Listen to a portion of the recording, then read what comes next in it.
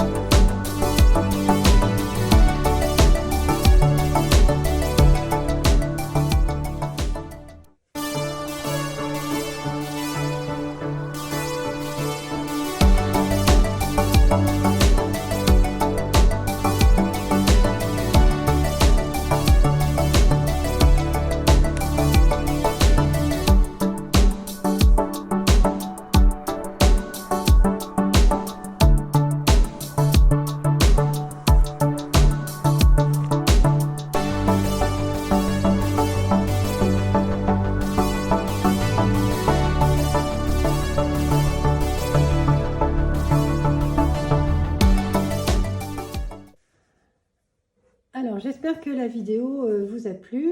Je vais vous donner quelques indications pour les fournitures et puis pour les mesures. Alors, pour les fournitures, j'ai utilisé un kit d'imprimés de la collection Enchantement de chez Florilège. Un seul kit. Et pour les faux unis, donc j'ai utilisé du beige blond, de l'eucalyptus, du beige lin et de l'ambre. Pour les quantités, c'est un peu compliqué, j'ai utilisé pas mal de chutes. Donc moi je vous conseillerais, si vous souhaitez réaliser l'album, de prendre 2 feuilles de chaque, voire 3 pour la couleur ambre. Pour la couverture, j'ai utilisé du lin entoilé de la théière de bois. Je vais en profiter donc pour vous donner les mesures de la couverture. Donc la couverture, il va vous falloir 2 cartons de 30,5 par 16 et une charnière de 7,5 par 16. Vous voyez, elle est quand même assez importante, la charnière. Pour les pages, alors pour les pages, elles vont faire 29,5 par 15 de haut. Vous voyez, celle-là, 29,5. Par contre, vous allez en avoir des plus courtes. Donc, si vous souhaitez le réaliser, soit vous faites comme moi, vous en faites des plus courtes, mais après, c'est en fonction de la page qui va se trouver derrière, si vous voulez cacher une partie ou pas. Sinon, vous les faites toutes à 29,5 par 15 et puis vous modifierez un petit peu les mises en page, des pages qui sont un petit peu plus courtes. Donc, voilà pour les pages. Alors, pour les charnières, on va fonctionner avec la technique des U. Donc, vous allez retrouver une vidéo sur la chaîne YouTube Florilège qui a été faite par Juliette. Elle a été faite il n'y a pas très longtemps, où elle vous explique un petit peu comment assembler son album et avec plusieurs techniques. Donc nous, on va couper nos papiers pour le moment, nos 4 charnières d'une hauteur de 15 cm. Donc on va avoir une bande qui fait 9 cm, une deuxième 7,5, une troisième 6 cm et une quatrième de 4,5 cm. Ensuite, on va faire une pliure sur chaque bande de 1,5 cm de chaque côté. Et là, on aura donc nos 4 charnières. Donc ça, c'est pour les charnières. Ce qui va être le plus compliqué, c'est d'assembler votre album. Vous allez voir, enfin, quand je dis compliqué, il va vraiment falloir que vous anticipiez sur la position de vos pages, parce qu'en fonction des épaisseurs, vous allez voir qu'il va falloir décentrer un peu vos charnières, en fonction des petits dépliants, des petits soufflets, enfin voilà, qui vont remplir votre album. Vous voyez, bon là, c'est pas trop gênant, parce que là, on a une petite charnière de 5 mm, vous voyez, puisque ça s'ouvre comme ça. Mais par contre, là, d'ailleurs, si vous pouvez modifier, profitez-en pour modifier, moi c'est une erreur de ma part. Cette page-là, elle aurait été mieux sur le côté gauche, ou alors ça, il faudrait le mettre de ce côté-ci. Ce qui gênerait un petit peu moins, ça fait un petit peu d'épaisseur et ça gêne un petit peu au niveau de la charnière. Vous voyez. Et puis aussi, là vous voyez, vous avez le dépliant qui est comme ça, qui s'ouvre comme ça, qui se rouvre encore comme ça. Donc là c'est pareil, on a une épaisseur, donc il faut vraiment bien décentrer ces charnières en fonction de l'épaisseur de chaque page. Et surtout pour la fin, là aussi on pourrait modifier, je pense que moi il est trop tard, mais là j'ai relié toutes mes petites pages de découpe avec des petites bandes pliées en deux. Ça me fait une épaisseur d'à peu près, je veux dire, voilà, un petit centimètre.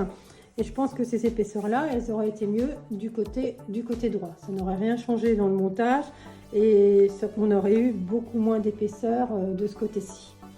Donc ça, c'est 2 petits rectifs que vous pouvez faire. J'en profite. Alors donc pour ces pages-là, j'avais oublié. Surtout un grand merci à, comment elle s'appelle, Claire Scrapatome. Vous allez retrouver le tuto sur le blog de Chouflower où elle vous donne toutes les explications pour ce découpage. Moi j'ai trouvé vraiment que c'était magnifique et puis ça donne un rendu vraiment top. Donc merci encore à Claire et puis aussi un grand merci à Ambre Créa pour cette page. Je crois, si mes souvenirs sont bons, que je l'ai copiée complètement, tellement je la trouvais superbe. Donc merci pour cette page et du coup ça m'a donné envie d'en faire une autre dans le même style.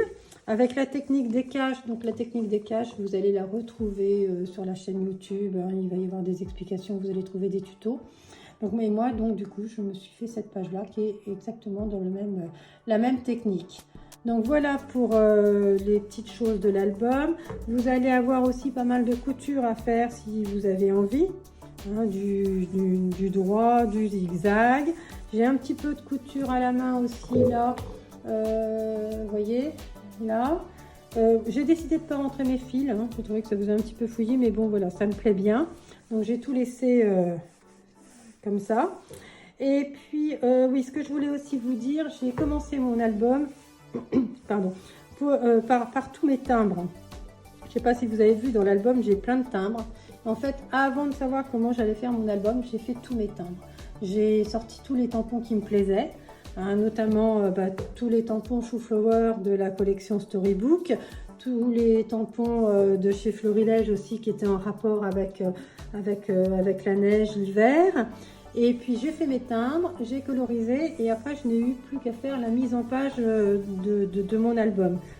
Hein, vous voyez, tous mes timbres étaient faits à l'avance. Donc en fait après ça s'est monté assez facilement.